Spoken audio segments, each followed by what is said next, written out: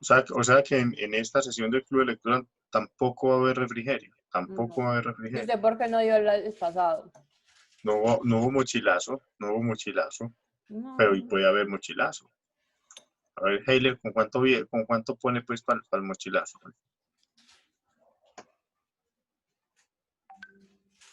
Yo les enseño a hacer Avión, un refrigerio con lo que hay en su estamos de nevera. bien, estamos de la nevera. Ave María. Diego, ¿cuánto pone allá de jardín? Jardín, la gente de jardín es de platica. Jardín es de platica.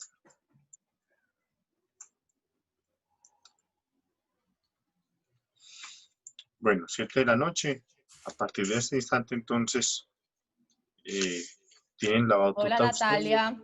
Ustedes nos cuentan Hola cómo Huawei de vamos 7. a trabajar. Sí quiero que en esta oportunidad podamos activar todas las cámaras, sobre todo por el registro de la actividad, porque en las grabaciones no quedan los registros de las personas que no tienen cámara, entonces sí quiero que podamos tener un buen registro, son memorias que utilizamos todos nosotros para poder revisar estos trabajos que me parecen fundamentales. Quiero contarles que para mí es muy trascendental, sobre todo el éxito de esto, que es trabajo que hacen ustedes, que surge desde los mismos estudiantes de la universidad, entonces me parece como importante eso. Bueno, entonces, Juan Diego, Camila, los escucho, el auditorio es de ustedes, me quedo 10 minuticos aquí al frente de ustedes, mientras tanto, mientras voy y me disfrazo de juez. Bueno. Hola Voy a muchachos y compartir muchachas. pantalla, listo. Listo. Mientras compartes voy a ir hablando. Bienvenidos al Listo. club de lectura de Karate Do. Queríamos empezar como con una introducción de lo que es este club, ¿cierto? Como la dinámica que se va a hacer, porque la vez pasada como que empezamos de tacada con el tema y faltó como dar esa inducción, esa introducción. Entonces, ay, le quedó muy bonito, Diego. Eso está muy bello. Antes que nada, te voy a pedir el favor de que te salgas y te metas al Padlet. Entonces, este club de lectura está liderado por los monitores, quienes van a ser como unos moderadores del club de lectura. La idea es que ustedes se animen a que, digamos, hoy al final de la sesión, uno se empodere del siguiente capítulo y traiga su como exposición, digámoslo así, de ese capítulo, ¿cierto? Y unas preguntas de esa y podamos discutir alrededor de eso, pero entonces para que nos lo expliquen. Para que el trabajo no sea solo de o el sensei o de los monitores. Vamos a estar trabajando, les recuerdo, estamos trabajando este libro, El Tratado de la Guerra. Este es el sensei que lo estoy escaneando.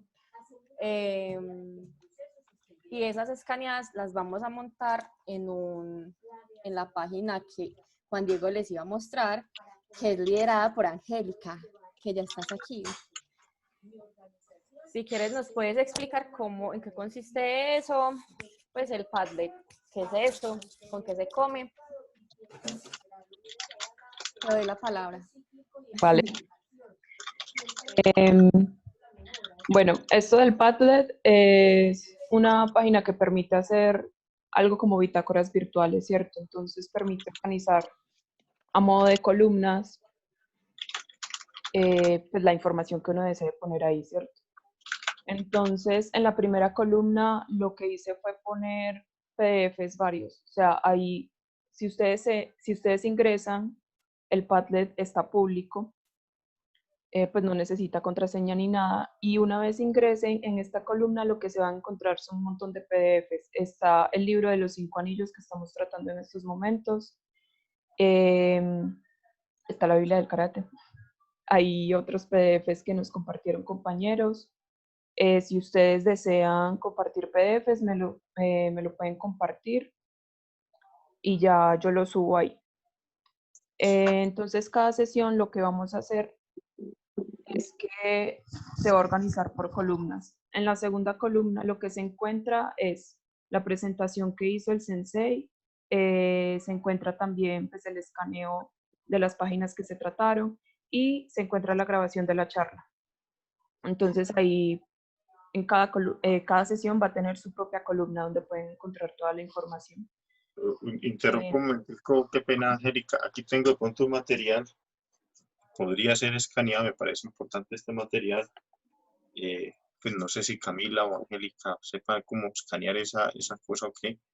Para ustedes, miren, está a disposición ese material, pues ha sido de constante consulta mía aquí para los videos y demás, pero para que sepan que está ahí a disposición. Bueno, Gracias, Sensei. Le estamos comunicando.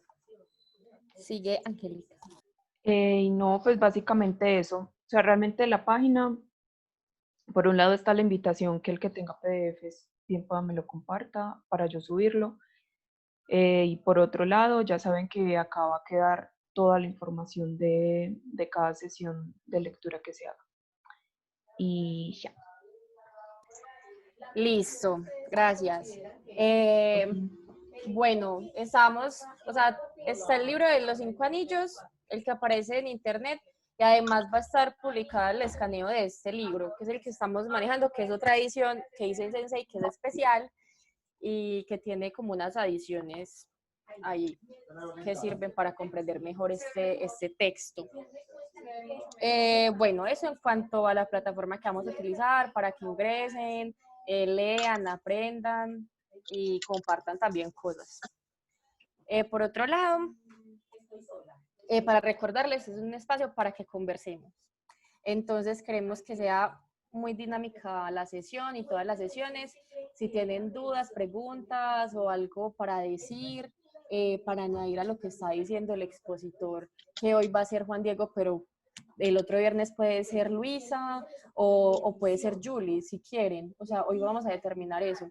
Pero entonces vamos a hacer esta dinámica para que también ustedes participen del tema. Si ustedes tienen, o sea, ojalá ustedes intervengan hablando, ¿cierto? Por el micrófono. Pero si les da mucha pena o no tienen micrófono, escriben, piden la palabra o escriben su duda, su intervención. Listo. Entonces, para eso necesitamos una persona encargada de tomar los turnos. Es decir, si yo quiero hablar, así sea, bueno, por micrófono, pido la palabra alzando la mano.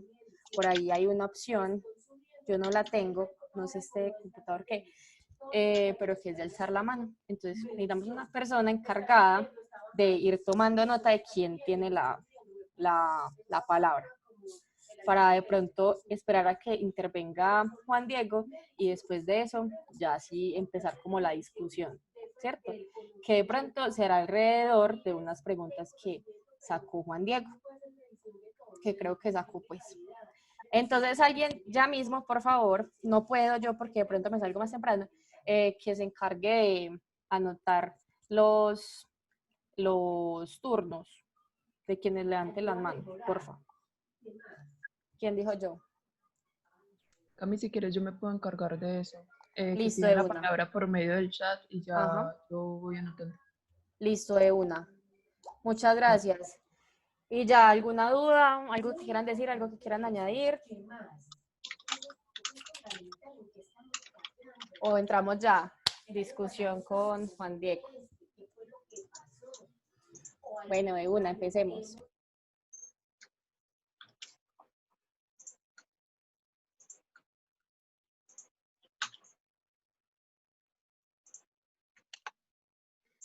Bueno, buenas noches, muchachos. Por aquí pues veo Hola.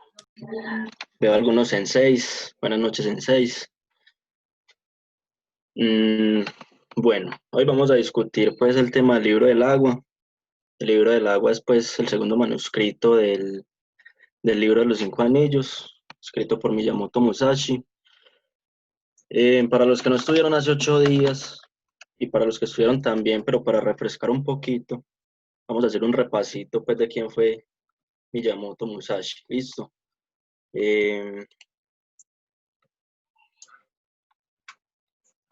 Bueno, Miyamoto Musashi fue un guerrero japonés Nació en la provincia de Arima y se teoriza que nació por allá en 1684. Es una teoría, no es seguro. Se dice pues que era hijo pues de un guerrero famoso localmente y el abuelo de él era pues un señor, tenía tierras, no era muy importante pues a nivel de Japón, pero tenía tierras a nivel local y era guerrero también. Bueno, senseis me corrigen si me equivoco en algo. Em, Desde muy pequeño el papá le enseñó pues como el uso de varias armas, pero quedó huérfano estando más grande, como a los 6 años, y fue criado por un tío. El tío fue el que le enseñó el manejo del sable, de la katana, pues, y pues fue pues como muy diestro desde que empezó, se entendió muy bien con el arma, y tuvo el primer duelo cuando tenía 13 años.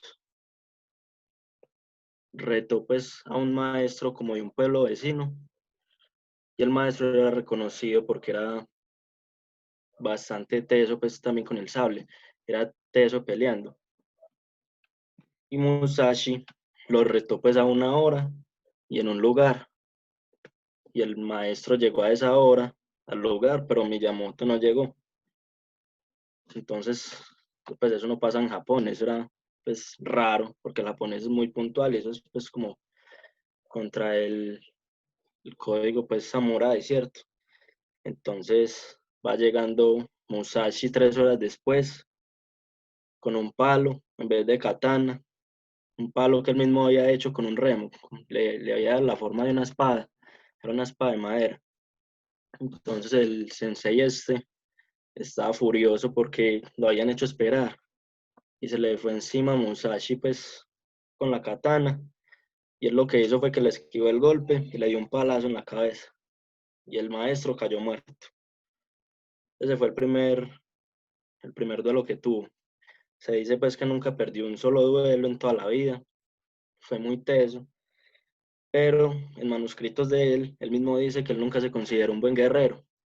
Él decía que las victorias de él muchas veces estaban dadas por la suerte o porque simplemente sabía leer muy bien al otro, pero él nunca se consideró un buen artista marcial y se obsesionó demasiado con eso y toda la vida se la pasó como buscando una buena técnica marcial.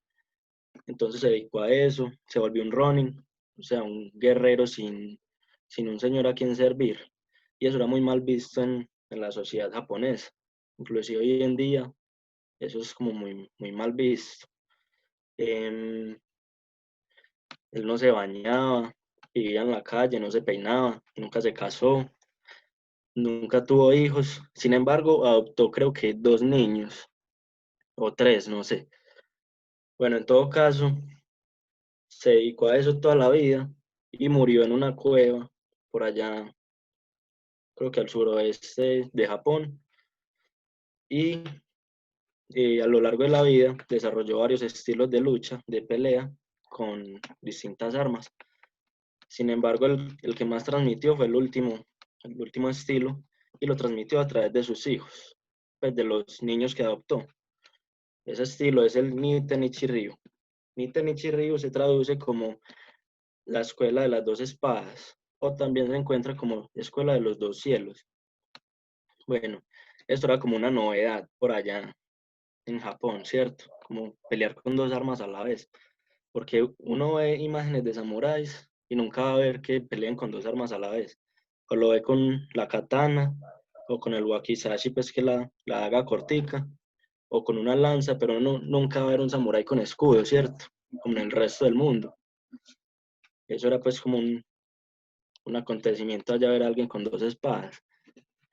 Y bueno, eso se transmitió pues como de forma oral pues a través de los niños que adoptó Musashi y se fue regando por el suroeste de Japón.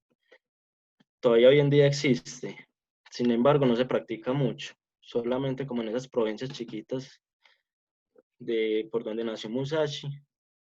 En varias partes de Europa se enseña hoy en día y en América solo hay en Chile y en Brasil, de resto en ninguna otra parte del mundo se enseña.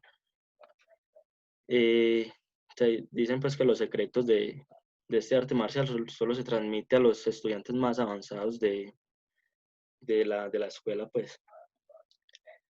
Este estilo es predecesor del Kenjutsu, que a su vez es predecesor del Kendo, que son estilos pues de esgrima de los samuráis. El Kendo todavía se practica hoy en día mucho, es como más moderno. Bueno, ahora sí, pasemos al libro del agua. Bueno, el libro del agua es el segundo del libro de los 5 anillos, como dijimos ahorita. Y en este, Musashi empieza pues como a explicar en qué consiste la técnica de la escuela de las 2 espadas. Y también da como un tipo de tips, por decirlo así, de cómo presentarse al combate, en qué pensar, cómo pararse. Y yo creo que esto nos sirve mucho, a pesar pues de que está enfocado como al estilo de él. Él dice que hay que verlo no solo desde el lado del duelo, sino también desde el lado de la lucha con 2 ejércitos. Pero leyéndolo, a mí me parece muy acertado también para el karate, para el combate en karate. Entonces, pensémoslo así, listo. Ya que somos karatecas y sabemos de karate, van a ver que nos sirve mucho. Bueno, él lo compara con el agua, porque dice que el agua es el elemento que se adapta, porque se adapta al entorno, por ejemplo, supera los obstáculos, no, por ejemplo, si hay una piedra en el camino del agua, el agua no pasa sobre la piedra, el agua rodea la piedra. Y él hace esa comparación con un ejército. Cuando marcha un ejército no debería ir por tierras altas para evitar emboscadas, debería ir siempre por tierras bajas, ¿cierto? Bueno, el agua también se adapta al recipiente que lo contiene y es tranquila, el agua de un lago es tranquila, pero en una tormenta puede desatar olas gigantescas, ¿cierto? Entonces por eso se llama libro del agua. Bien, entonces aquí nos empieza a describir cómo presentarse al combate, ¿cierto? Y eso es muy curioso porque cuando uno entra a kumite, yo sé que nos ha pasado, uno en el dojo cuando entrena kumite, o pues combate pues así libre con los amigos, uno le va súper bien, ¿cierto? Uno como que sabe qué hacer, pero en Ascun, por ejemplo, uno ahí entra y uno como que se pone nervioso, como que me están mirando, o tiene miedo del otro, y uno entra y no hace nada, y uno como que, ay, parce, ¿por qué si en el dojo me va tan bien? No entiendo. Bueno, y Musashi nos da pues como la respuesta a eso en esta partecita. Entonces, nos dice que hay que tratar de separar la mente del cuerpo. Y eso suena como raro, ¿cierto? Separar la mente del cuerpo. Bueno, eso hay que verlo muy literal porque yo creo que los orientales son muy literales en lo que dicen. Uno muchas veces le busca trasfondo y se confunde más, pero ellos son bastante literales, solo que explican asuntos muy profundos con palabras propias, ¿cierto? Entonces, la otra vez entré a una clase de meditación Zazen que me invitó Luisa por Zoom y explicaban esto de separar la mente del cuerpo. Separar la mente del cuerpo es como cuando, a ver, no sé si les ha pasado que uno está como en clase y les llega como un pensamiento así, como un flash en un momento y uno se va. Y uno está en la clase, pero no está ahí, la mente de uno no está ahí, sino que está en otro lado, ¿cierto? Y uno como que de un momento a otro vuelve, y como que, ay, parce, no escuché nada.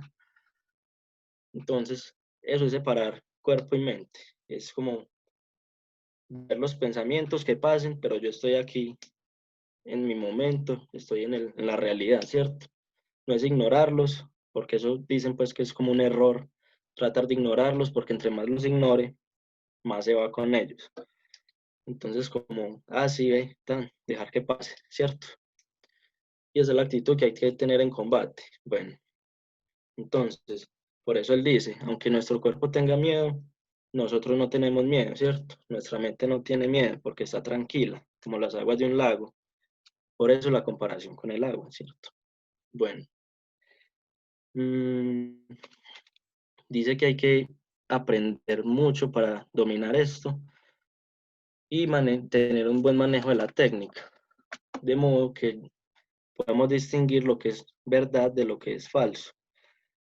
¿Qué es esto de que lo que es verdad y de lo que sea falso? Bueno, y esto me recordó mucho a esto que vi la otra vez en un video, la forma. Bueno, en esto quiero que hablen, listo. Entonces, estos dos kanjis que vemos aquí se leen como kata. Kata es la misma kata que nosotros hacemos pues en el dojo, ¿cierto? La kata de la izquierda significa forma, pero forma como de un molde, como le quiero dar a esto la forma de esto, ¿cierto? La forma de un animalito, una galleta, pues esto hace una galleta y le doy la forma de un animalito. La de la derecha es la forma de algo, ¿cierto? La forma natural que algo tiene, como decir, esto es esférico, porque es así y pues así es, ¿cierto? No se cambia. Es la forma natural con que algo nace. La otra es la forma que yo le doy a algo. ¿Cuál creen que es el kanji apropiado para describir la kata que hacemos en el dojo? La segunda. Yo digo que la La primera, segunda. la del lado izquierdo, yo digo. ¿Por qué? ¿Por qué crees que la del lado izquierdo? Porque, o sea, no lo veo es que la forma de la kata es el embusen, sino que lo veo como el individuo que lo está haciendo. Al ejecutar un kata, usted se está formando, usted se está moldeando. Entonces es como ese, pues para mí el significado más de lo que se ve físicamente es de lo que está pasando en el individuo por dentro y sí, eso. No sé si me hice entender. Sí, sí, bueno, está bien. ¿Y la hora por qué decía que el de la derecha?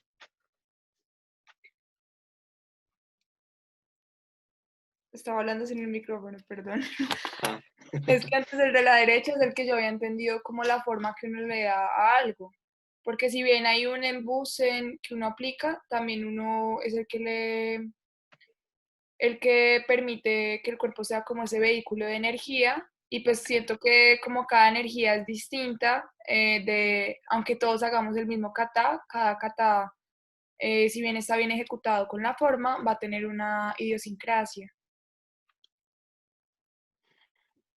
bueno, Pero ¿alguien más quiere decir hay algo? los kanjis. ¿Alguien más quiere decir? Yo tengo una pregunta. Sí, ¿Hay decime. de, ¿Hay de pronto un kanji que pueda unir estos dos? Porque yo siento que no se separan. Porque por un lado, pues Mm, bien dices o sea, tenemos el kanji o sea, que es natural, que ya está ahí. Y ajá. pues yo miro el embusen de esa manera, como bueno, listo, creamos este embusen que ya está, se maneja de tal y tal forma. Pero después llega la persona con su propia esencia y le da la forma a ese embusen. Entonces yo creo que no es como que me voy por uno, me voy por otro, sino que siento que debería haber un kanji que pueda unir los dos, o pues no sé. Bueno, yo creo que no hay un kanji que una los dos, pero pues vas como por el lado correcto. Mm, decían pues que cuando uno empieza a hacer kata, uno usa el kanji de la izquierda, del molde, porque a uno le enseñan la kata, ¿cierto? Uno le dicen el embusen es así, primero va esto, luego esto, y uno aprende porque el sensei de uno lo moldea, ¿cierto? Le da a uno la forma, le da al karate de uno la, la forma de la kata, ¿cierto? Pero a medida que uno va avanzando, esto es un proceso largo, a medida que uno va avanzando y uno va aprendiendo cosas, empieza a usar el kanji de la derecha, porque ya es la forma que yo le doy a esa kata, ¿cierto? Porque yo ya que me sé el embusen, ya que sé para qué sirve cada cosa, yo puedo decir, ve, pero esto sería mejor si yo lo hiciera así, o ve, sería más efectivo si yo lo hiciera de esta otra forma.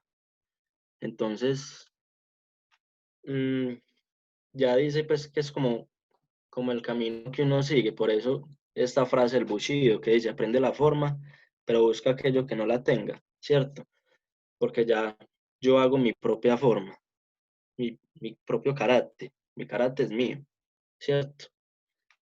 Eso me recuerda mucho a este tema de las líneas de karate, Shotokan y los diferentes estilos que hay, porque como dice Cañón, karate es uno solo, ¿cierto?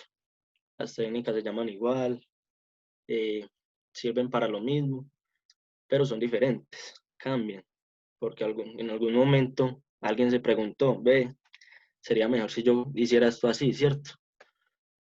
Y entonces no es que uno sea correcto y el otro incorrecto, sino que yo a medida que avanzo y aprendo, le doy mi propia forma a mi karate. Pues me pareció como bonito esto y lo incluí. Y tiene mucho que ver, la verdad. Bueno, Yo quiero decir, sí, es que no sé, me parece como en parte bien lo que dicen, pero de otra parte como que no estoy de acuerdo. Así, hablando de ¿por los qué? katanas en sí,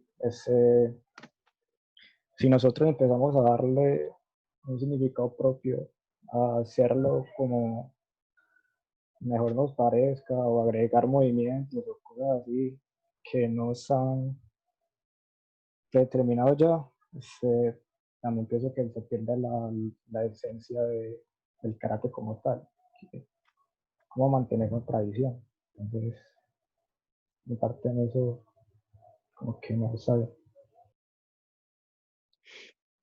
Bueno, sí, tenés razón también, pero por eso digo, no se trata pues como de yo decir, ah, no, es que esto no me gusta, entonces lo hago así, sino que cuando yo realmente tengo ya un conocimiento de lo que estoy haciendo, puedo decir como sería mejor si lo hiciera así. Pues igual el arte marcial está en una constante evolución todo el tiempo, porque mira que en un principio era shurite y ahora es karate. Y mira cuántos estilos de karate hay, inclusive. Es una evolución, eso es como inevitable en todas las cosas que existen. Sin embargo, pues a mí me parece que tener razón pues también en parte con lo de la tradición, porque pues qué pelle que se pierda pues todo ese conocimiento, como mucho en la historia que se ha perdido, ¿cierto?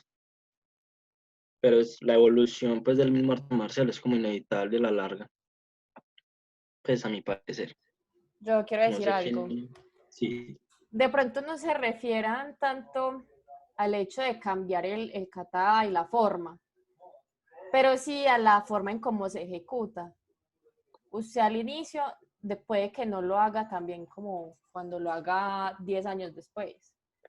Usted va a mejorar su respiración, pues la idea, ¿cierto? Lo va a hacer con más quimé, pues porque usted va a ir trabajando en todo eso. Entonces va cambiando la manera en que se va a ver ese kata. De pronto puede que sea en ese sentido, no en cambiar el kata, pues, sino eso. Puede ser, puede ser. sí, exacto, pues eso era lo que me refería. Hola, yo Bueno, también tengo como hola, otra cosa. sí, Yo pues me voy más por lo que estaba diciendo Angélica cuando estaba preguntando si había un kanji que los unía a los dos, porque pues cuando uno se pone a ver como la parte, voy a decirlo así, espiritual de lo que hay detrás de la ejecución de un kata, personalmente cada quien tiene su manera de hacerlo, no porque lo cambie, no porque vaya, pues sí, obviamente el proceso de aprendizaje hace que tu kata y tu forma se vea mucho mejor, la técnica, la respiración, todas esas cosas. Pero yo siento que cada uno de nosotros, no importa la kata que escojamos, tenemos una razón y una manera de hacerlo diferente.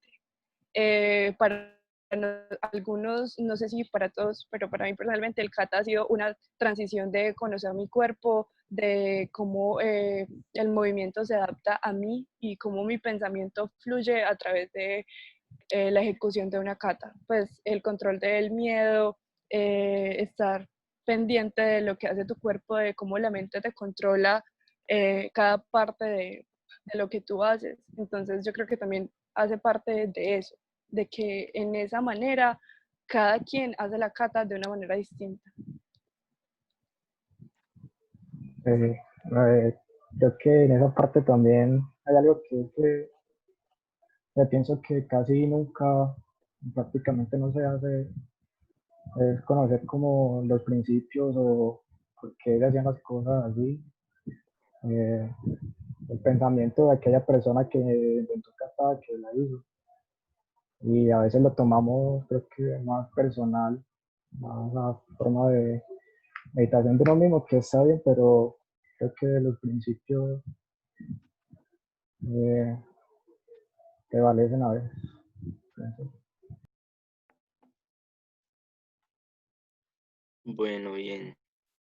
Mm, a mí me gustaría como escuchar qué dice algún sensei de los que hay aquí. Alguien pues que lleva tantos años practicando. Saber como qué piensa. ¿Alguno quiere decir algo? Sí, yo es importante e interesante lo que ustedes están diciendo. Cuando uno inicia el aprendizaje del kata, o sea, nadie va a cambiar un kata.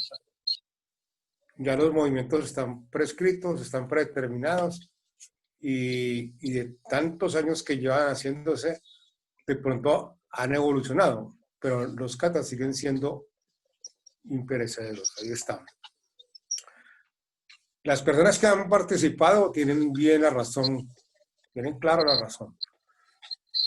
La evolución en la ejecución del kata implica tener en cuenta los 9 aspectos importantes de la ejecución del kata. Cuando uno inicia, uno solamente se preocupa por hacer los movimientos, porque sean los mismos. Coloquemos el ejemplo de Teikyo Chodan. Son 20 movimientos, entonces uno hace Edanbarai, Senku Sudachi o Izuki. Al principio eso es un embolate completo, uno no sabe ni por dónde pegar.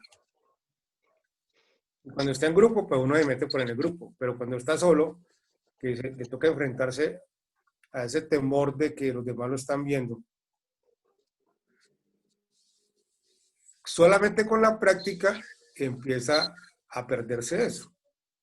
Usted empieza a tener más seguridad, usted empieza a tener mayor control, usted ya empieza a tener en cuenta que tiene que saludar, que tiene que respirar, que tiene que aplicar un kime, que tiene que hacer un kiai en determinado movimiento, que los giros se deben ejecutar teniendo en cuenta la mirada primero.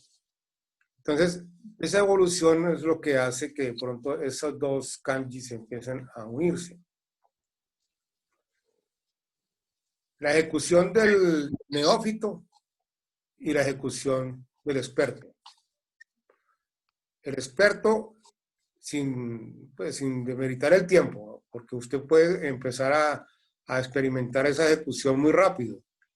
Hay algunos que son muy disciplinados y muy dedicados y a la vuelta de 6 meses ya están ejecutando bien Teikyo Chodan. Pero él mismo sabe que tiene que mejorar, él mismo sabe que tiene que mejorar en todos los aspectos de la ejecución del kata. Eso es lo que quiero decir. Entonces, a ver si entiendo, Sensei, y lo pongo en otras palabras de pronto más coloquiales. Uno empieza haciendo el kata listo, a su manera, como le dé, ¿cierto? Cuando uno está en blanco, uno lo hace como le dé. Pero uno a medida que empieza a practicar, tiki, va llegando a lo que debería ser ese kata. A como nos lo han mostrado nuestros antepasados, ¿cómo se dice? Los sucesores, ¿cómo se dice? Antecesores de, ¿cómo?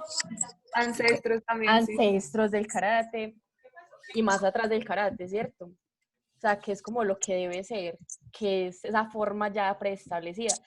Que eso ya creo que entiendo más o menos lo que nos quería decir Juan Diego, de que pasa del izquierdo al del derecho, a lo que debe ser, que nos ha mostrado esos. Es como la constante del karate, o sea, el primer manifiesto del Doyokun cuál es? Alguien que lo diga. De Viendo la los caminos de la de verdad. carácter. Eso. Todo el tiempo es una perfección. ¿Sí o no? Nosotros todo el tiempo que vamos al dojo vamos a perfeccionar.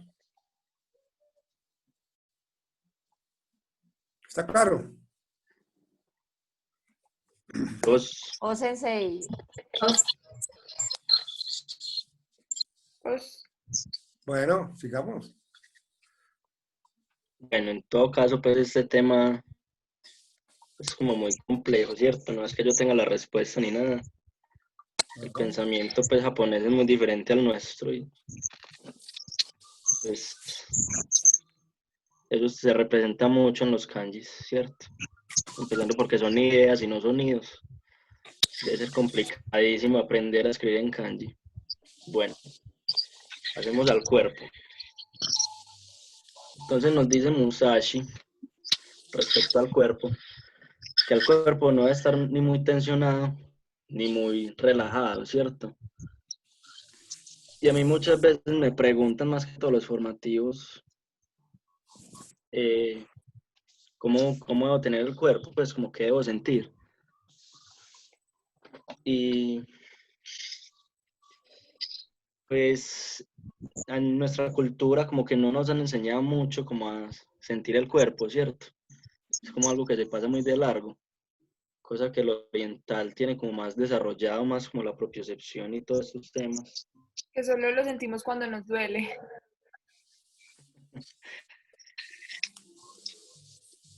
Y bueno, entonces nos dice Musashi, el cuerpo debe estar no muy relajado ni muy tenso, ¿cierto? La tensión debe ser la adecuada.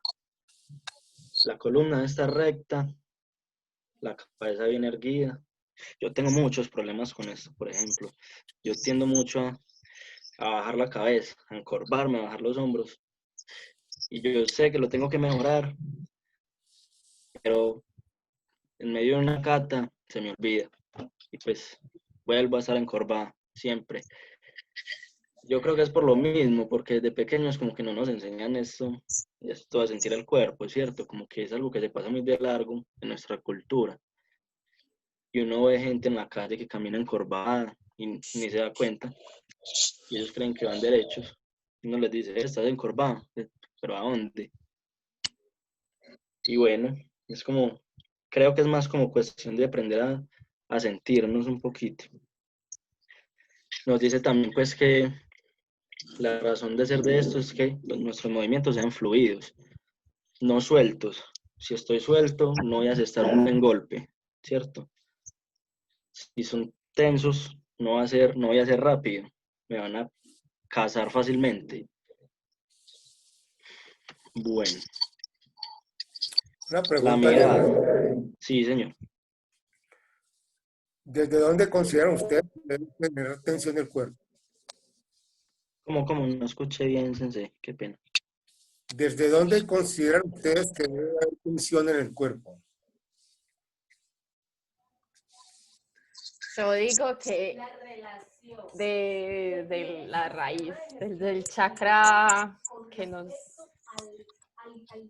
pone en la tierra. No, No le escuché. por ¿Qué no fue lo es, que preguntó el sensei? A ver, voy a dirigir la pregunta entonces. ¿Qué es el tándem? ¿Saben qué es el tándem? No. O sensei.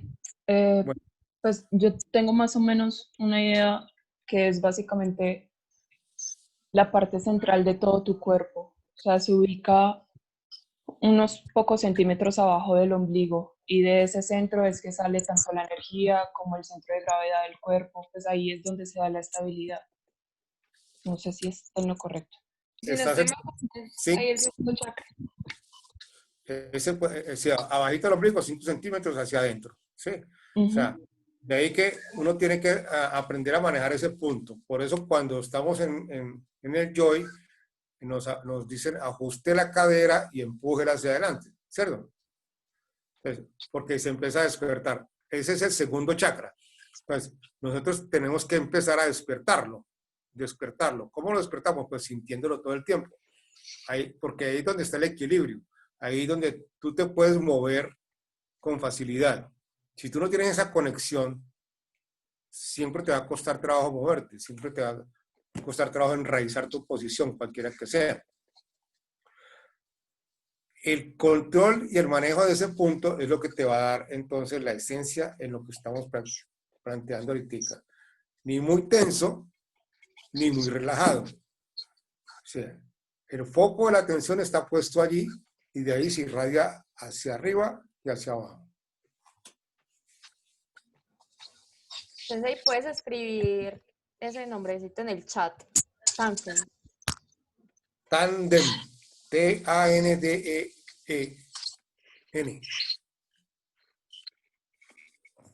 A ver si yo...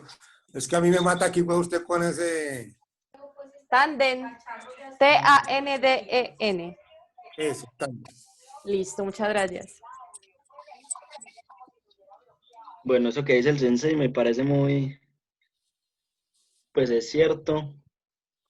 Y aquí uno nota el pensamiento japonés, que es demasiado literal, ¿cierto? Y uno a veces por buscarle trasfondo lo confunde. Esto del tándem, que dicen pues que es el chakra, ¿cierto? Que de donde sale nuestra energía vital y que no sé qué. Esto desde la física se ha respaldado, ¿cierto? Justamente ahí abajito del ombligo está el centro de gravedad de nosotros al caminar y siempre para uno estar en equilibrio hay que mantenerlo ahí. Y ahí parte esto de la tensión. Pues yo he buscado un poquito esto por lo mismo de mi postura, tratando de mejorarlo. Y ahí fue donde descubrí esto, que el centro de gravedad, como que tan curioso, pues que ellos lo digan en esas palabras, pero literalmente es así, y se demuestra científicamente que es así. Es muy curioso. Yo Bueno, quisiera hacer un aporte aquí desde esto de donde se debe generar la energía, de un libro que se llama El Blanco Invisible, donde hablan sobre el ki y el kiai. No sé si quieran escuchar. Claro. y sí, Bueno, hablan de hecho del kiai y del kime.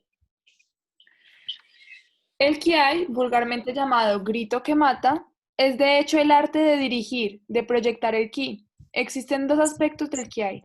Un grito sonoro que emite una cierta calidad de vibración, grito que proviene del hara, el centro vital del hombre, situado en el bajo vientre. Este hara es el centro de gravedad del cuerpo y condiciona su estabilidad, sus movimientos y sus desplazamientos. Todo movimiento alcanza su máximo de eficiencia si ha sido iniciado en este hara, y por el contrario se encuentra bloqueado si su origen es una contracción muscular. El segundo aspecto del kiai es el fenómeno del grito silencioso, que proviene de las profundidades del ser. Este grito, esto de hecho da pie a la siguiente diapositiva. Este grito proyecta una energía sutil y puede manifestarse en los ojos. Se parece un poco a la hipnosis. El objetivo de los gritos sonoros y silenciosos es el mismo: emitir vibraciones susceptibles de perturbar al adversario, pero también pueden servir para reanimar a los que han perdido el conocimiento, gracias al choque producido por la vibración. Eso es como una parte del kiai. No sé si quieran escuchar también la del kime, pero pues en la del kiai está lo que quería expresar sobre lo de la contracción muscular y la mirada. Está relacionado. Sí. Bueno, ¿leo el del kime o no? Sí, claro. sí, léelo. Vale, Igual tiene que ver con lo que sigue. listo. El kime es el hecho de proyectar el ki con la ayuda del cuerpo, concentrando la onda de choque y la energía interna sobre un punto de manera que esta energía pueda continuar cuando el golpe se detiene. Los maestros de karate practican a veces una experiencia curiosa. Un alumno tiene un colchón doblado en 4 veces contra su vientre, sin olvidar de contraer sus abdominales. El maestro da una patada completamente relajada, pero con el kime concentrado sobre el colchón. El alumno está obligado entonces a dejar el colchón para cogerse el vientre y no puede impedir que un grito de dolor se le escape. la energía, después de haber atravesado el colchón y el vientre contraído, ha alcanzado finalmente la columna vertebral. Ahí está mejor explicado. Sí, la parte Sí, de sí. producción de energía. Bueno, ¿alguien más quiere decir algo respecto a eso antes de pasar a la mirada?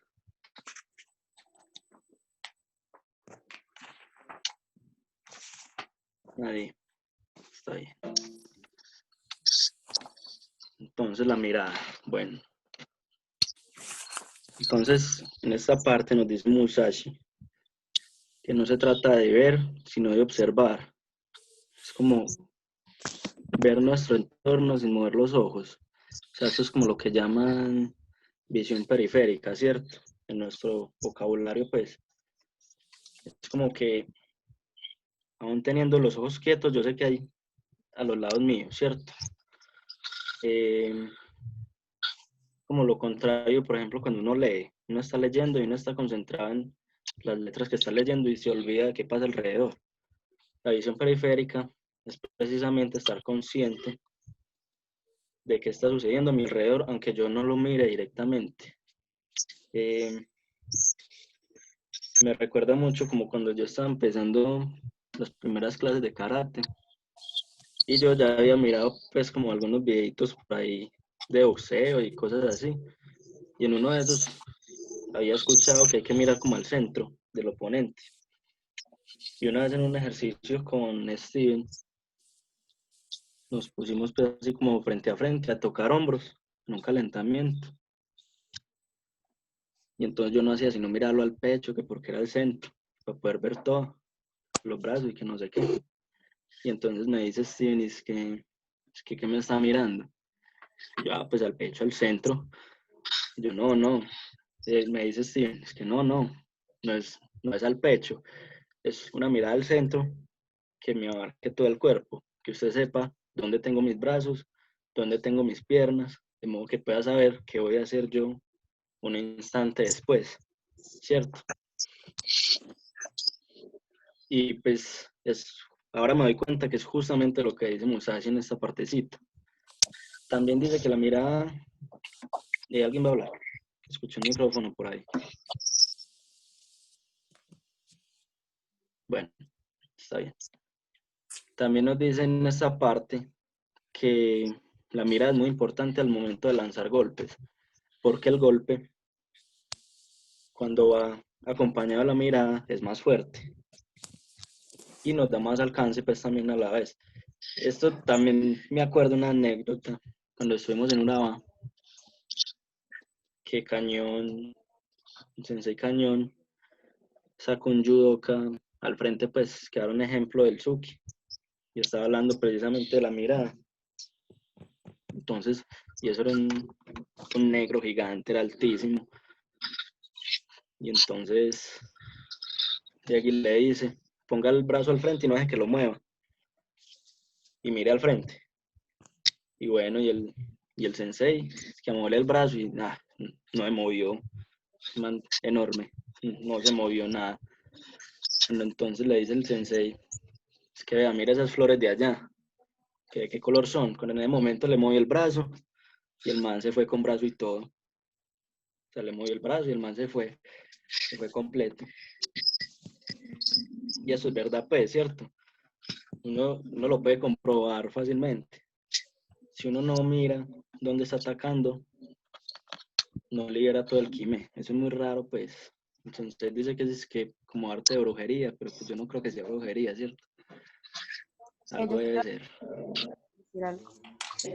Es también como pensarnos qué es mirar, porque me dicen entonces una persona ciega que como hace, ¿cierto? Hay karatecas, bueno, luchadores y todo, pues yo supongo con discapacidad visual, pero yo pienso que aplica lo mismo para ellos, porque es que uno no solo ve con los ojos, uno ve con todo, es un tema de, más bien de concentración, y usted tener todos los sentidos que usted tenga activos, usted tenga disponibles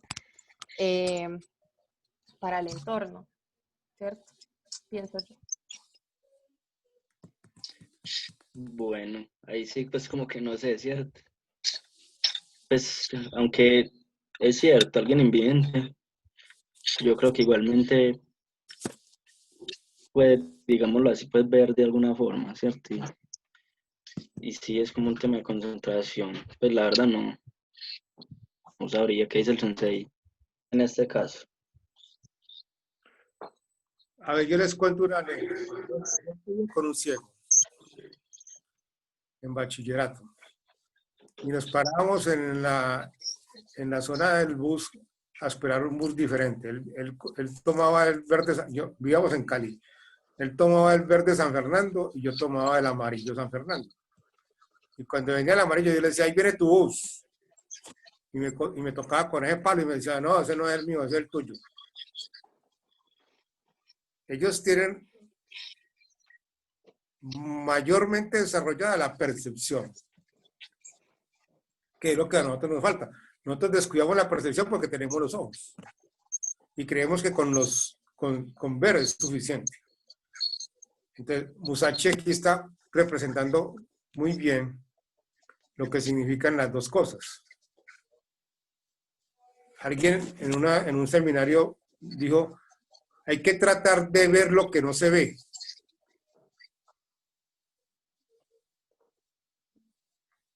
Para mí sería percibir entonces aquello que no es evidente, ¿sí?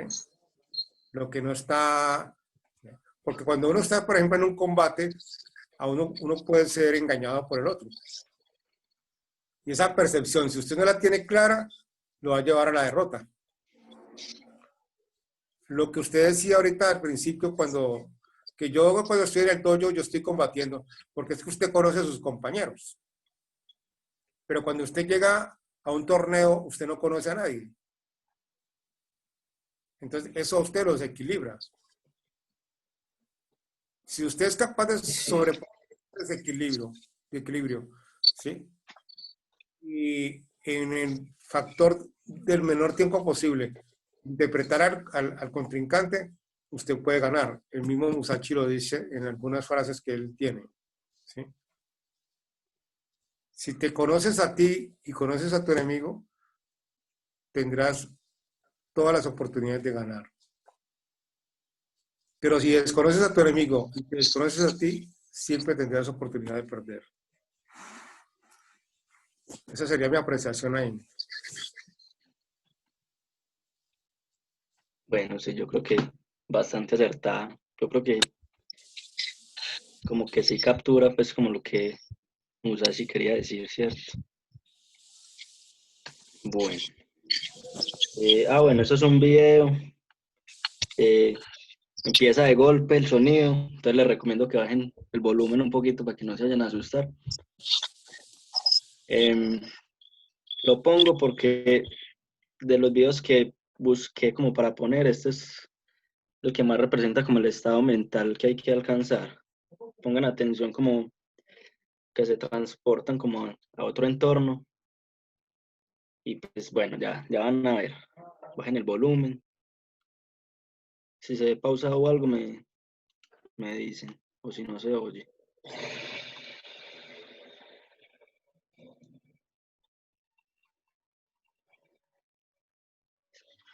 Ambas. Se ve pausado y no se oye. Sí, no se escucha Bueno, nada. ahí medio se ve, aunque se vea pausado.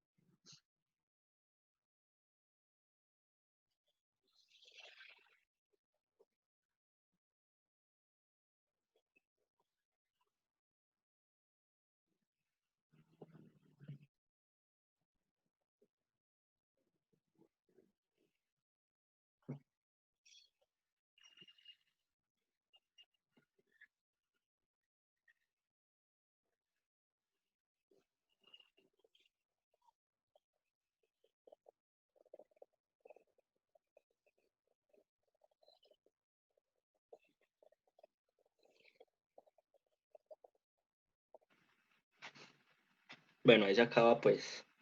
Entonces, en este video como lo que quisieron representar al cambiar ese entorno es como el nivel mental que se alcanza al momento de que va a empezar el combate, ¿cierto? Como poner la mente en calma, separar la mente del cuerpo y pelear así, ¿cierto? No como de forma desesperada, que era precisamente lo que Musashi hacía con los oponentes, llegar tarde o buscar la forma de enojarlos para que pelearan de forma inconsciente, ¿cierto? Y él al estar calmado era más consciente de lo que hacía y hasta de un palazo los mataba. Y bueno, aquí vemos pues que en el momento en que se dio pues por victorioso del combate, pues si es que se vio muy pausado, ¿qué? Un poquito. De hecho, te iba a Por decir acá, si, sí. sí, te iba a decir si me compartías el video para subirlo a Padlet y Ah, pues listo, sí, que todo el mundo enseguida tenga te lo paso. acceso. Va. Bueno, y entonces, en el momento en que se da pues por victorioso, se voltea y aún teniendo miles de enemigos atrás, se confía. ¿Y qué pasa? Pues que le tiran una flecha y se muere. Eso es lo que pasa, pues, si no vieron el video, si no se vio. Bueno, bueno, una cosita que iba a agregar antes respecto a la guardia. En este manuscrito, Musashi hace referencia a lo de la guardia, pero más referentemente como a la espada. Sin embargo, aplica mucho a karate. Dice que en cualquier arte marcial, en cualquier estilo de combate, solo existen 5 tipos de guardia, que es guardia alta, guardia media, guardia baja, guardia por la izquierda o guardia por la derecha, ¿cierto? No puede existir más. Las guardias por el frente son firmes, las que son hacia los lados son como más fluidas, las que son hacia los lados se usan más en espacios cerrados, pues en el estilo de él, ¿cierto? Y respecto a esto aplica mucho lo de la atención, porque eh, cuando decíamos que la atención debe ser la adecuada, yo he notado muchas veces que yo cuando combato, si me relajo demasiado, se me bajan las manos o abro el puño. ¿Y qué pasa? Que ya estoy en desventaja, ¿cierto? Estoy demasiado suelto. Puede que no me dé tiempo de apretar el puño, puede que como tengo las manos abajo, no me dé tiempo de reaccionar a un golpe a la cabeza. Mm, bueno, pues eso era como lo que quería agregar. Sin embargo, él lo explica más como desde el lado pues de la escuela de las dos espadas y desde la esgrima, ¿cierto?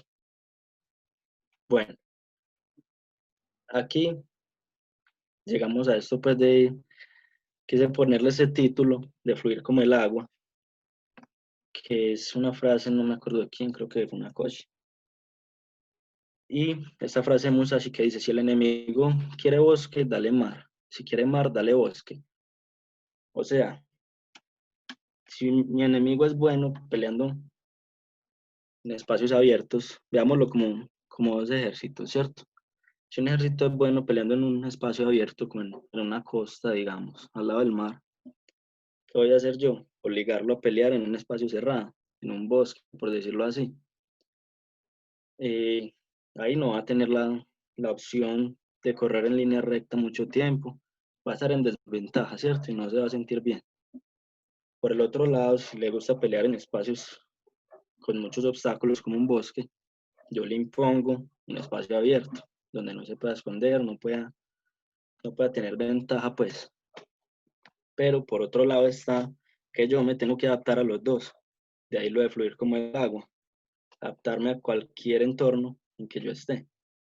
Porque si el enemigo se siente bien en el bosque, pero yo también, y entonces como el enemigo se siente bien en el bosque y lo lleva al mar, pues en desventaja soy yo, no el otro, ¿cierto?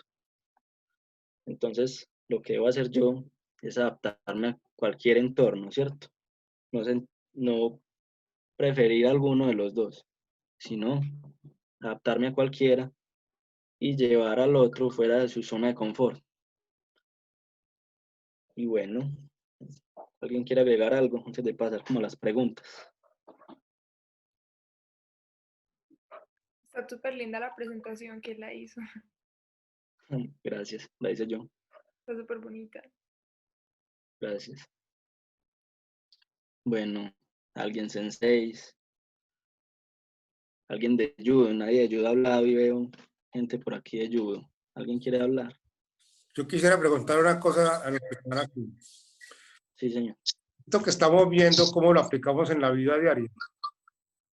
Ah, bueno, eso hace parte de las preguntas, sí, pero bueno, ya que lo Me adelanté. tocas sensei,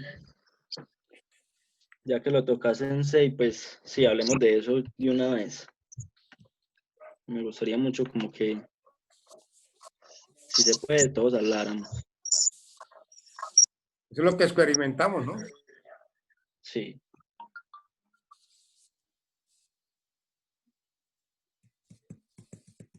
Bueno, ¿quién quiere hablar? ¿Cómo lo aplican en la vida diaria?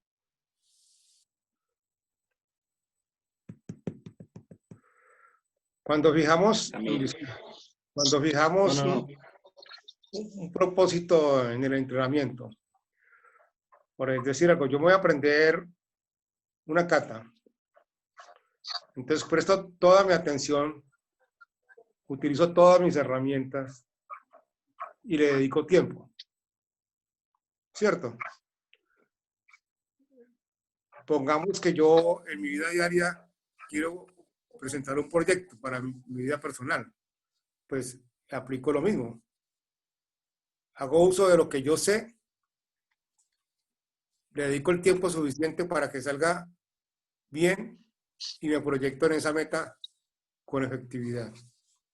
Sería como un ejemplo de lo que yo llevo en mi entrenamiento a mi vida personal.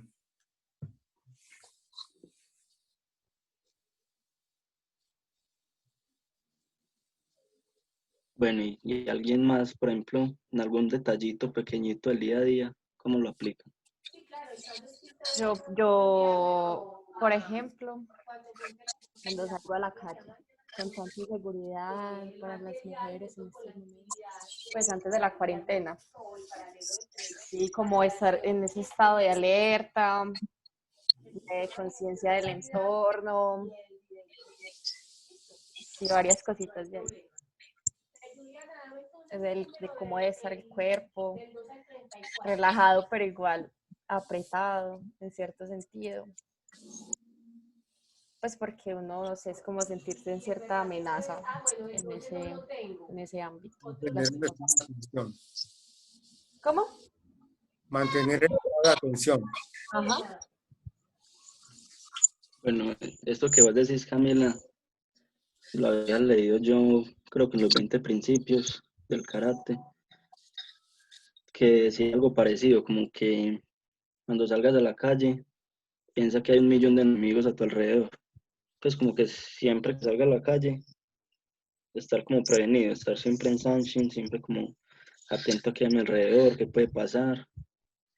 Y me acuerda una historia que leí en un libro la otra vez, que por ahí en un pueblo de Japón había un dojo, y entonces había un estudiante que era muy teso, y entonces todo el mundo decía pues como que tan teso, que lo deberían ascender, pues, y una vez pasó por detrás de un caballo que estaba amarrado a una carreta, y el caballo le tiró una patada, una cosa, pues, y el man llegó y la esquivó súper teso, y todo el mundo asombrado, que, no, pues, el sensei debería, pues, como ascenderlo, pues, en el dojo, volverlo el alumno más importante.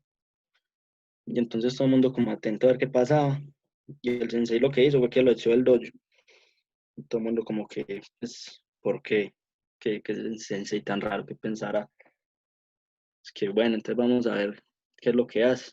Entonces, sabiendo que el sensei pasaba todos los días por una calle, le amarraron un caballo, igual, a ver qué era lo que hacía, a ver qué era lo que no le había gustado al alumno. Y entonces el sensei pasó, entonces cuando venía todos se escondieron. Y el sensei lo que hizo fue que pasó simplemente de cera y siguió derecho. Y entonces le preguntaron, pues, ¿por qué hizo eso? Pues, como si estaba el caballo ahí, pues queríamos ver qué hacía. Y él dijo como que yo no puedo admitir en mi dojo a alguien tan necio que aún sabiendo que el caballo está ahí, pase detrás de él. Pues si puede evitar el mal antes de que pase, pues ¿por qué no evitarlo? ¿Por qué esperar a que pase para evitarlo? Y sí, pues me parece como muy cierto lo que decís, Camila. Bueno, ¿quién más? ¿Cómo lo aplican en la vida diaria? Esa anécdota que cuentas se puede conectar un poco a lo que decías del fluir como el agua. Cuando dabas el ejemplo de la roca grande que llega al agua y no la sobrepasa, sino que simplemente la rodea y ya. Y es eso, pues muchas veces uno tiene obstáculos en la vida, bien sea pequeños, grandes, como fuese, pero uno debería estar siempre con esa mente como el agua, de, bueno, listo, está el obstáculo, pero no es ignorarlo, sino más bien ser consciente de eso que está allí y pasarlo de alguna manera. Pero, pues volviendo al agua también, no hay que verla solo como el fluir del agua, sino también ver la mente como como esa calma que puede brindar el agua, ¿cierto? Por ejemplo, el agua de un lago que, que mantienen, bueno, que debería mantener siempre en esa calma. Ay, perdón, me enredé con un montón de cosas. Quería decir otra cosa, pero no sé si me cogieron.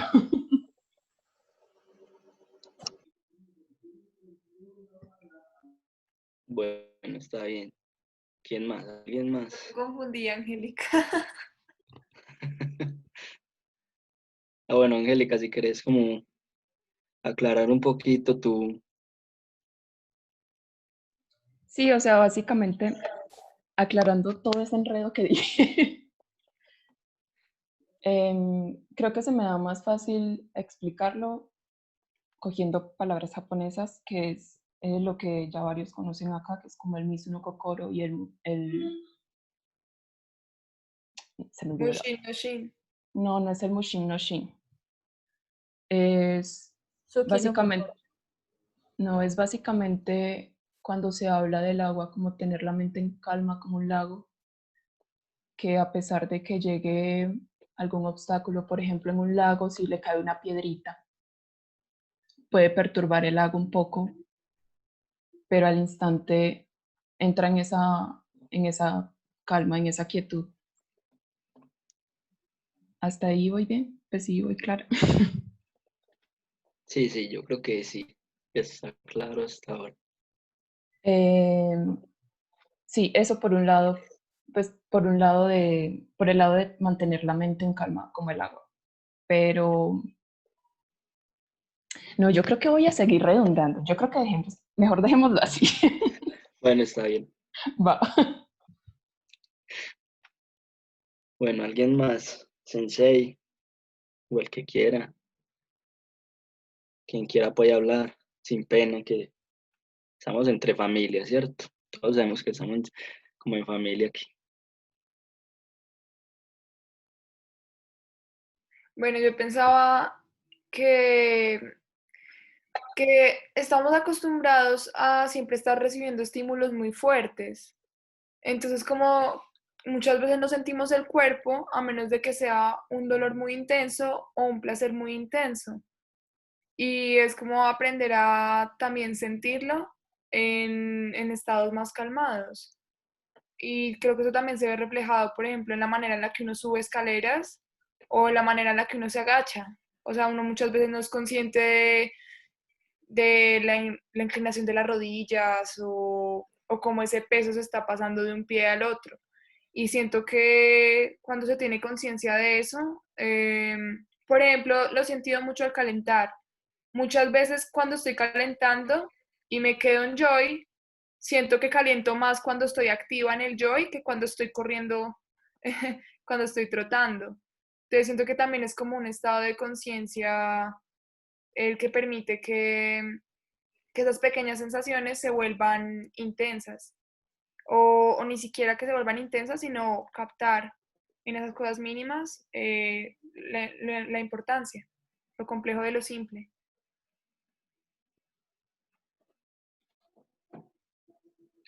Y ya. Sí, yo también Bueno, entiendo lo que dice Laura de esa manera, sobre todo porque pues lo voy a traer directamente al karate, porque lo siento en muchas situaciones de la vida en general, pero en el karate me parece que es obviamente más evidente para todos nosotros. Hay veces que estamos haciendo kata, yo personalmente estoy haciendo kata y la hago de esa manera como ese kanji que estaba del lado izquierdo. Y puede que sea Taiki Kushan o cualquier kata que hayamos repetido varias veces, pero siento que en ese proceso del entrenamiento, de hacerla, de repetirla y de estar consciente de lo que estoy haciendo, llega un punto en que mi mente se conecta con el cuerpo y no sé, todo fluye de tal manera de que la kata toma sentido. Ya no es como el cansancio de hacer las posiciones bien o la técnica bien, sino que hay un punto, no sé, yo creo que todos alguna vez lo hemos como considerado de esa manera. Llega un punto en que la kata se vuelve uno contigo mismo y lo puedes hacer de manera fluida. Entonces, tu mente también se acopla como el agua a lo que tu cuerpo te está exigiendo con los movimientos y con los movimientos también que la kata tiene como para enfrentarte a ti mismo. Sí, exactamente, es como una meditación, pues lo que debe ser, pero no siempre lo hacemos así, es como un proceso. Para mí es un proceso, sobre todo porque yo me distraigo tanto. Entonces siento que ya cuando todas esas distracciones se concentran o se van o uno las aleja, llega el punto de verdad donde la kata toma sentido, al menos para mí. Yo quiero compartir una experiencia que muchos presenciaron y fue muy sí, bochornosa. Eso, es que esto me recuerda mucho a algo que me pasó en karate y que me lleva a la reflexión de que uno cree que, wow, estoy lista, pero no. Eh, uno, uno a veces se confía demasiado y hace ridículo. Les voy a contar. Estábamos una vez haciendo catas de a uno y todos estábamos grandes, estábamos cercanos a una competencia. Y, ay, parce, yo estaba haciendo Basai Dai. Puede ser por eso que, pues porque es de las últimas que he aprendido, me rajé. Pero les juro que tuve el vacío más grande de mi vida y no supe en qué momento, o sea, eso literal fue un vacío. Empecé la kata y la terminé mirando hacia el otro lado. Eso fue hace poquito. ¿Quién se acuerda? Y les digo que yo no sé qué pasa. O sea, esta es la hora en que yo sueño con eso y no sé qué hice. O sea, fue un vacío, o sea, el vacío existe. Y uno, es que es eso, no estar confiado de que ya estoy preparado, yo ya medito en mis catas y la mente separada del cuerpo y yo lo ejecuto. De hecho, hay una frase que no recuerdo, que nos la decía mucho el Sensei Jairo Blanco. Ay, bueno, que era mente sin mente. ¿Cómo es? ¿Cómo es? Ayuda. Y que aplica mucho a lo que hablamos hoy. De que usted hace algo sin pensarlo. No sé, no. ¿Sí? No. Eso Ayuda. es el Mushin Mushin. Mushin. Sí, Mushin Mushin. Ujú. Mala para eso. Entonces es eso, pues, el tema de la concentración y que es posible los vacíos. O sea, esta es la hora que yo no sé. Y le pregunto a los que estuvieron y no supieron qué fue lo que hice, pero la cosa es que terminé mirando para el otro lado. Y nunca la he superado. Quería hacer catarsis de esta lectura. Gracias a Dios.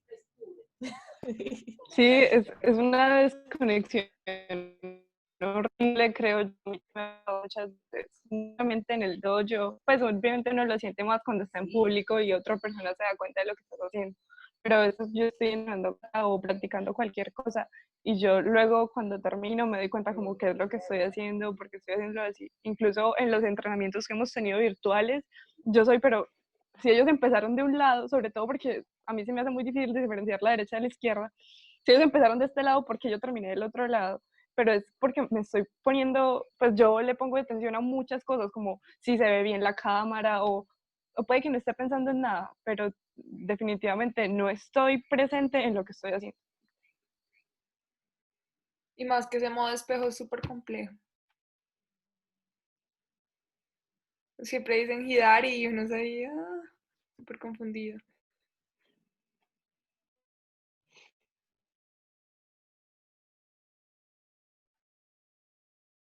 Bueno,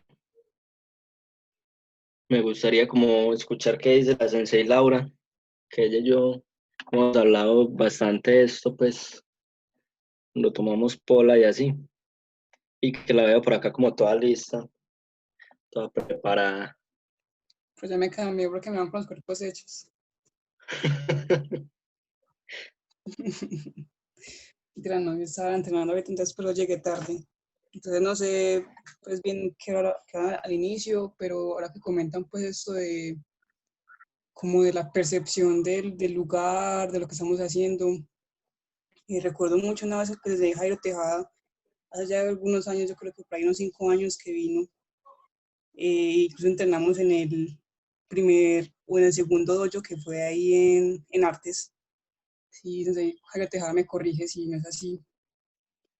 El sensei nos decía que, pues, que debemos cultivar un equilibrio en todos los sentidos, entre el de conocer el espacio, haciendo técnicas por ambos lados, ¿cierto? En los últimos entrenamientos que estuve con ustedes, una cosa pues que les sugería y si vamos a hacer Quijón, hagámoslo por los dos lados, conozcamos todos los movimientos que podemos hacer y no nos acostumbremos solamente a uno, porque si no, pues dejamos un vacío inmenso en nuestro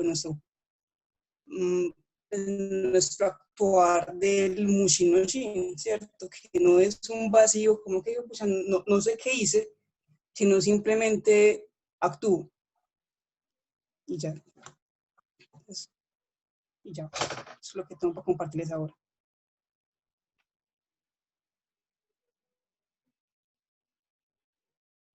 Bueno, está bien. ¿Alguien más quiere hablar antes de pasar a la otra pregunta?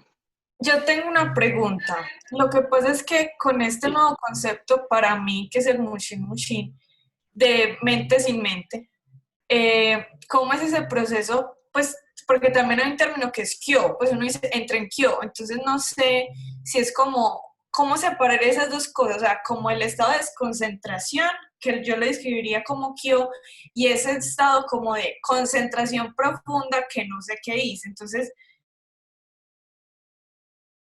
no relacionan o lo estoy confundiendo, pues no sé si, o cómo en karate eso funciona, porque pues hay veces uno no sabe qué está haciendo, pero lo hace bien, y hay veces no sabe qué está haciendo y efectivamente.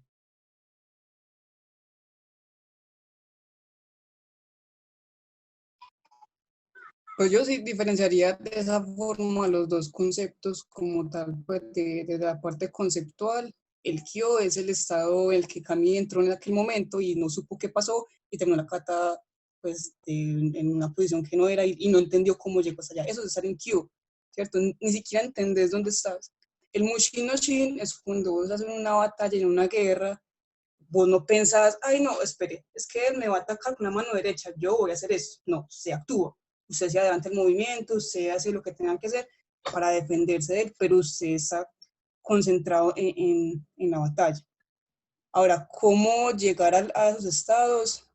Pues no sé, eso tal vez es un proceso muy personal que descubriremos con nuestra experiencia. Pues yo no tendría cómo compartir ese tipo de experiencias, no sé si alguien acá tiene algo para compartir de eso, pero no sé si, incluso no sé si se puede pues como hablar y cómo se llega uno a ese estado, salvo de entrenar hasta que lo descubras por cuenta propia. O sea que para el Mushin Mushin debe existir un oponente.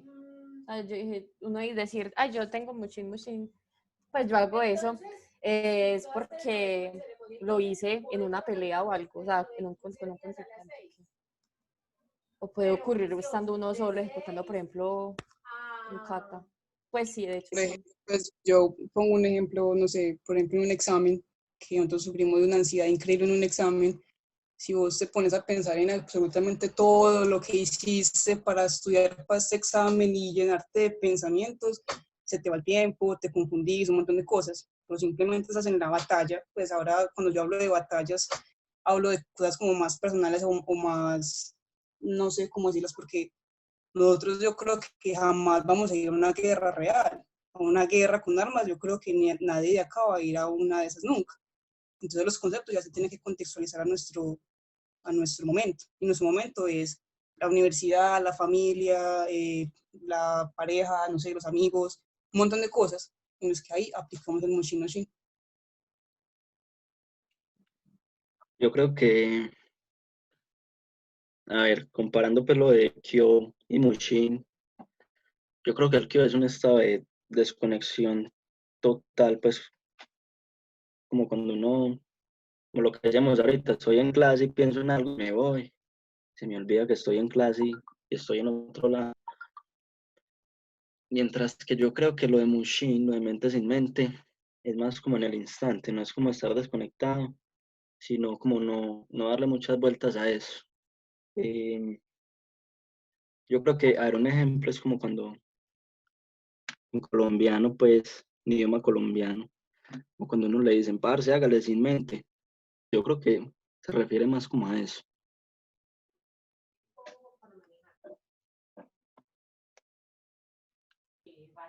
Pero es muy buena pregunta.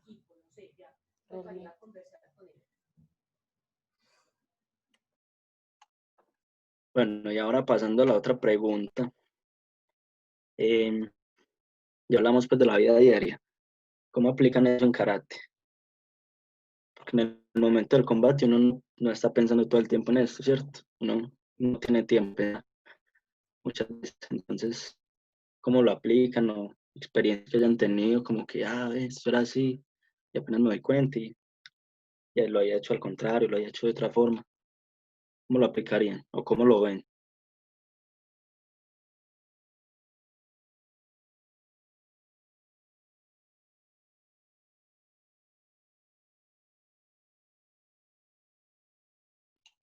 Yo creo Pues ya lo- que en bueno, karate, a mí, por ejemplo, pasó que al principio uno cuando termina o cuando uno hace un movimiento, se para a ver como si le quedó bien. Pero creo que con el tiempo uno, cuando ya uno termina un movimiento, uno solo con sentirse a sí mismo, uno sabe cómo está parado, cómo está haciendo la técnica, cómo la hizo, de uno llega a conocerse a sí mismo, cómo hizo las cosas. Creo que ahí puede aplicar el concepto.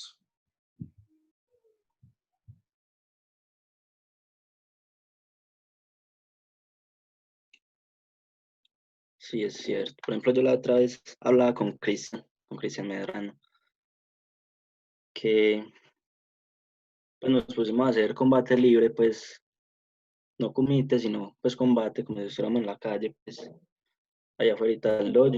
Y entonces yo le decía, es que uno sabe técnicas para la calle, pero cuando uno va a pelear libre, no le salen, uno le sale es kumite, porque es que lo que entrena es kumite.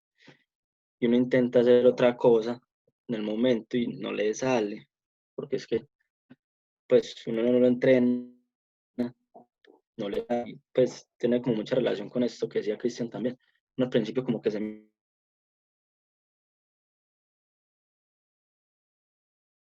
como debe ir, cómo está uno, si está bien, si está mal. Me escucha, ¿están escuchando? Se Sí, ahora cortó sí. un momento. No, bueno. Dijiste uno como que y se cortó. Bueno, que uno como que se mira, o ya lo último, ya sabe cómo está, cómo se, cómo se siente, cómo se siente la posición. Yo creo que es más como cuestión de entrenar esta parte. Por eso yo estoy de acuerdo a veces con lo que dice Cañón, que la competencia deportiva le hace daño al arte marcial, porque pues la competencia deportiva está pensada para hacer deporte, ¿cierto? Para no dañar al otro y así, pero limita mucho a la hora del combate. Y está bien pues hacerla, no digo pues que sea pues, estoy satanizando pues la competencia, sino que yo creo que también debería haber un equilibrio en el entrenamiento en cuanto a lo tradicional también, en cuanto al Quijón, pues, es mi forma de verlo, pues.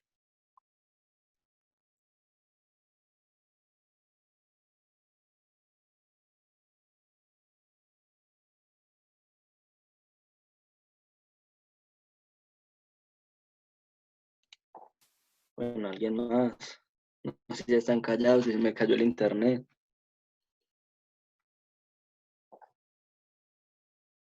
No, no, sí estamos callados. Ahí, Juanvi, que lo veo riendo, pero no habla.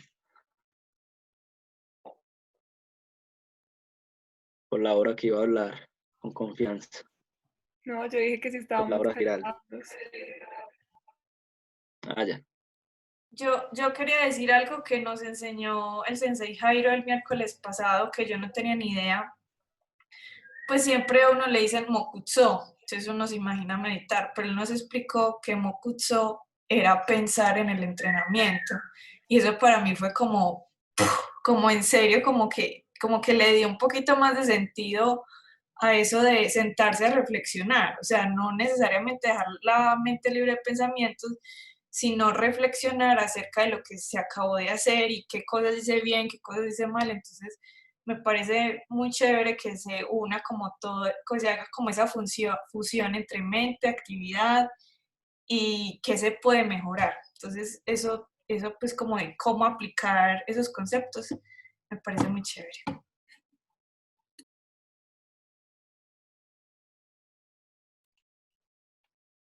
Bueno, está bien. ¿Alguien más para ir cerrando y hacer la rifa?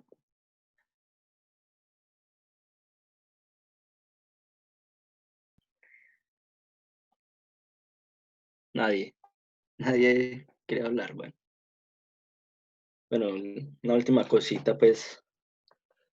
Leyendo ese tipo de textos, pues, como el libro de los 5 anillos y así, me doy cuenta que es cierto que los orientales son bastante literales, solo que uno al principio como que no la coge, ¿cierto? Como que estará diciendo ahí. Y uno muchas veces le busca trasfondo por, por el ideario que uno tiene como de los orientales, ¿cierto? Porque uno ve como en las películas, pues como que el sensei que habla como, ah, mi pequeño saltamontes y así, ¿cierto? Pero pues los orientales yo creo que son demasiado literales, más literales que nosotros, y pues eso se nota como en ese tipo de escritos, solo que son temas muy profundos y uno lo que tiene que buscar es como a qué se está refiriendo realmente, no tanto buscarle un trasfondo, sino a qué se está refiriendo, creo yo. Pues así lo tomo yo. Bueno, em, vamos pues con la rifa. Ya creo que como que esta tarde se salió el Sensei, se salió Camila a esquivar la novela. Bueno, Sensei Angie. Sensei Angie está por aquí. Hola, aquí estoy. Hola. Pero, espérenme un momentico más. Termino de organizar aquí lo de la rifa, o sea, los números y todo eso, y ya, y ya me conecto. O sea, ya pongo. Listo. Listo. Bueno, esperemos. Entonces vamos hablando. Entonces, ampliando un poquito más eso que estamos diciendo. Por ejemplo, yo creo que eso se ve más que todo en un combate. ¿Cómo les ha afectado eso en un combate, como al momento de tener mil cosas en la cabeza y como que no reaccionar a tiempo? Pues yo creo que a todo el mundo le ha pasado eso. Yo soy Bueno, muy regular en combate porque no hace falta que no reaccione, soy muy previsible. Entonces se va a dar un Suki y ya tienen el sotobuque ahí, entonces sí. Bueno, yo creo que en otro libro, pues, de esos de los 5 anillos, se habla de eso, yo creo, como de no ser previsible. Bueno, pero cuéntenme experiencias, no sé, cómo fue su primer combate, si les pasó algo de esto.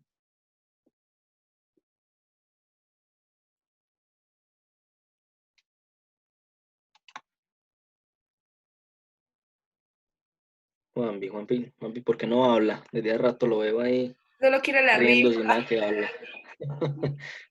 Bueno, les cuento de reflexiones a lo que me trae este tema. En cuanto a experiencias de karate, bueno, fue muy, muy diferente cuando voy a comparar dos momentos en la misma competencia en los que me sentí súper distinto. En los regionales de Ascun del año pasado, cuando competí en combate individual, yo estaba, pues ya no tenía nada que perder porque nunca me interesó ganar en esa categoría ni pasar en esa categoría. Entonces yo peleaba súper libre a muerte, a que si me sacaban 8-0 era 8-0, pero relajado y con lo que tenía.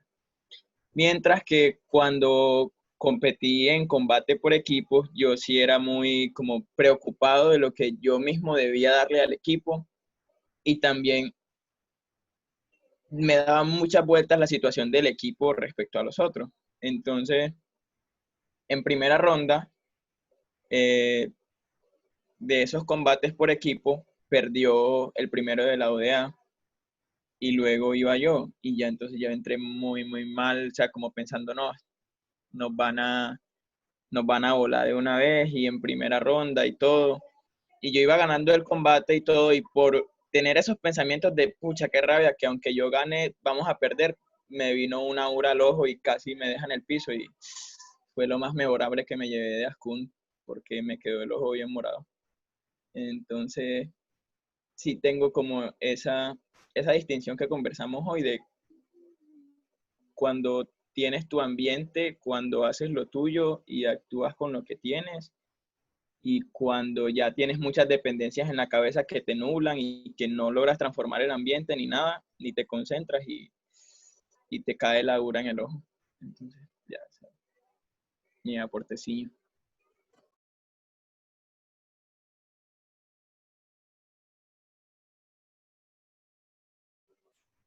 Uy, no dio ni risa, ni pesar, ni nada, Dios. No vuelvo a estas reuniones. Bueno, muchachos, empecemos entonces con la rifa. Por fin. Entonces les voy a compartir aquí en pantalla cómo están organizados pues los números que tiene cada uno. ¿Sí se ve? Sí. Angie, me cogiste justo rascándome la nariz. Allí quedó Luisa. Allí quedó Luisa en una foto muy comprometedora. Y hay alguien que es Huawei. ¿Huawei qué? Y7. ¿Quién es Huawei Y7? Bueno. Yo también. ¿Quién? Yo, Juan Diego, también. Bueno, entonces Juan Diego tiene el número el 15. Bueno, entonces ese va a ser tu número. Listo, entonces aquí tengo una bolsa. La estoy sacudiendo. Y el número que salga es que será el que gane la rifa, que no sé qué es. El sensei dice que no lo vayan a pasar por alto. ¿Cuál sensei? Cañón. Que no lo pasemos por alto. ¿Y que cuál es el número de él? Bueno, entonces él va a ser el 19. El número que está ahí. Ah, bueno, y entonces aquí tenemos a Daniel, karateca de la Universidad de Antioquia también, y él va a sacar el número ganador.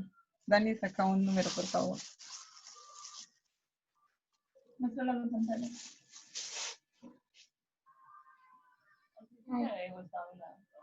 Y el ganador es el 7. ¿Sí sabe que es el 7? Bueno, el ganador es el 7.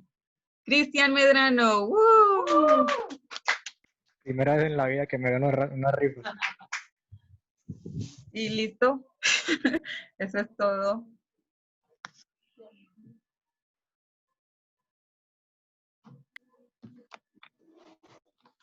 Bueno, muchachos, creo que es todo por hoy. Felicitaciones a Cristian. La primera vez que se gana algo en la vida, una rifa. Bueno, no sé si el Sensei Cañón quiera decir algo pues antes de terminar.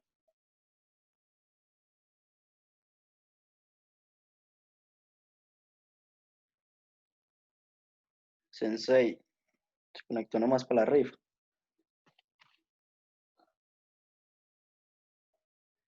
Eso parece. Bueno, está bien. Yo esa cañón Entonces, escribiendo en el chat.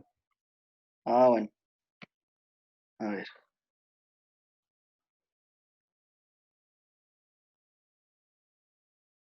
Ah, bueno, está diciendo que Cristian va a participar en el primer campeonato nacional virtual de karateo. Le va a ir bien, vea, ya ganó la rifa y todo. Está, espero. Yo espero que tenga con la misma todo. suerte ese fin de semana.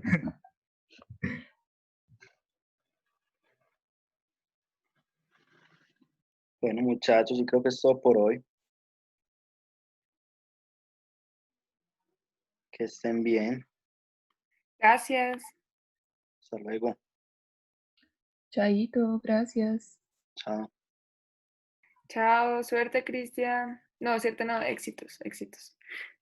Muchas gracias. Chao. Juan Diego, no se te olvide pasarme Chao. el video. Sí, ya mismo te lo mando. Va. Chao, chao, chao. Love you. Chao, muchas gracias. Muchos éxitos, Cristian. Muchas gracias.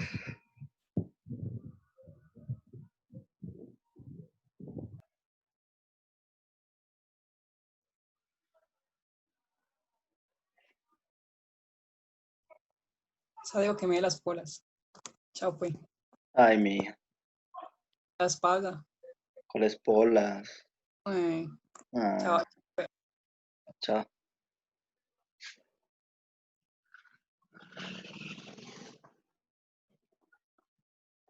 Acá. No, yo la saco.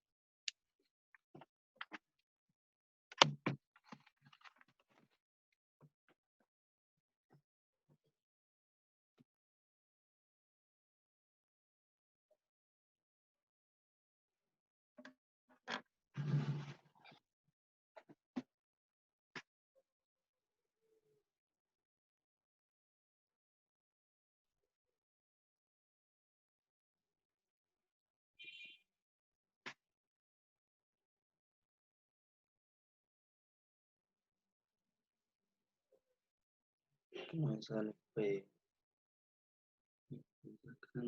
Aquí.